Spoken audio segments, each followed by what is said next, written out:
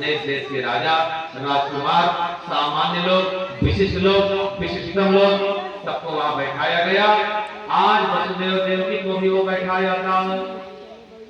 कृष्ण बलराम जब प्रवेश करने लगे, दरवाजे पर चोलिया पीर नाम का हाथी महावत कितना रखा था कि दोनों बच्चे आवे तो दरवाजे पर ही कुचलवा देना। भगवान ने कहा महावत भैया हाथी को बगल करो। कौन कहे बगल करने को, दौड़ा दिया भगवान के ऊपर। हमारे प्रभु ने पैंतरा बदला और ऐसा समझ लीजिए मुष्टिका प्रहार किया कि जो है कोलिया पीठ गोविंदाय नमो नमः।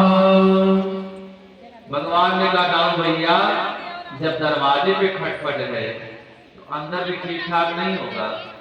एक एक दांत हाथी का दोनों भाई लेकर प्रवेश कर रहे हैं। सुखदेव जी ने कहा महाराज परीक्षित सभा में जितने लोग हैं एक ही कन्हैया है, एक ही बलराम है, लेकिन सबको अलग अलग दिखाई दे रहे हैं। क्यों? जाती रही भावना जैसी प्रभु मूर्ति देखी तिन तैसी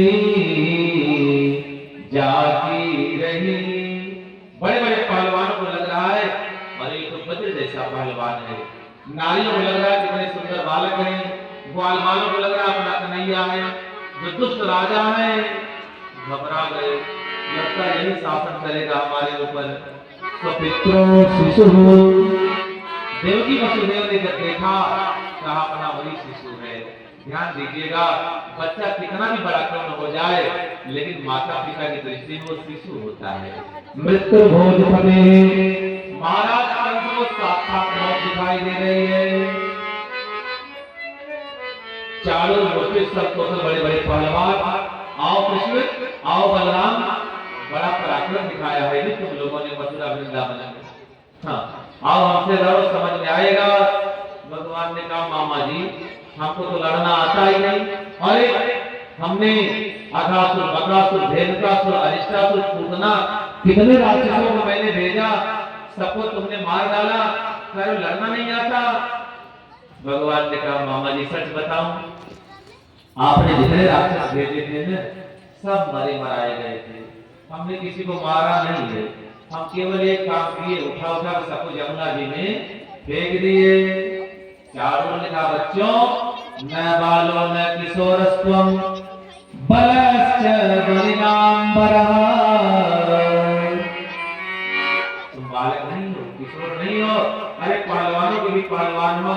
अरे कोलिया पीठ जैसे हाथी को तुमने मार डाला, बहाना बना रहे हो। आओ लड़ो हमसे समझ में आ जाएगा पहलवानी क्या होती है। भगवान ने कहा दाऊ भैया मामा जी की बड़ी इच्छा है, चलो श्री गणेश किया जाए। कन्हैया चारों से भिड़ गए, बलराम जी मुष्टि से भिड़ गए।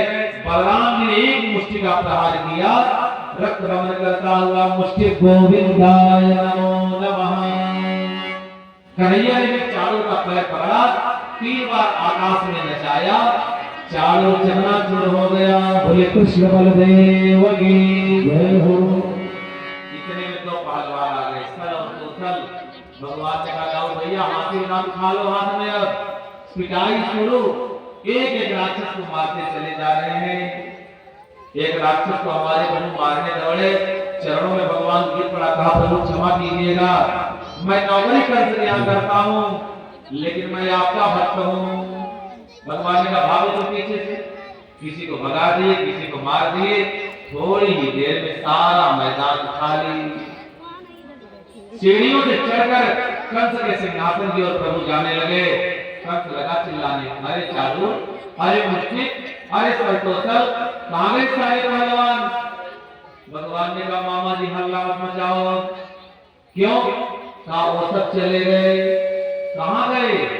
बोले वहीं गए जहां आपको जाना है। अच्छा तुमने मार दिया पहलवानों को? हाँ मामा जी, आपको कंस का पारा कर दुष्ट खुशी मैं चाहता भी था कि तेरा वध अपने हाथ से करूं। आज मैं तुझे मारूंगा, तेरे भाई बलराम को मारूंगा, तेरे पिता वसुदेव को मारूंगा, तेरी माता देवकी को मारूंगा, तेरे बाबा नंद को मारूंगा, तेरे नाना गुरसेन को मारूंगा, सारे ग्वाल वालों को मार डालूंगा।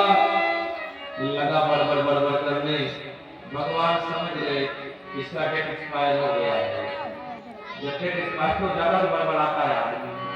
भगवान 2 कदम आगे बढ़े, उसका मुकुट पकड़े और फेंक दिए नीचे। बाल हाथ से पकड़कर घसीटते हुए नीचे ला रहे थे।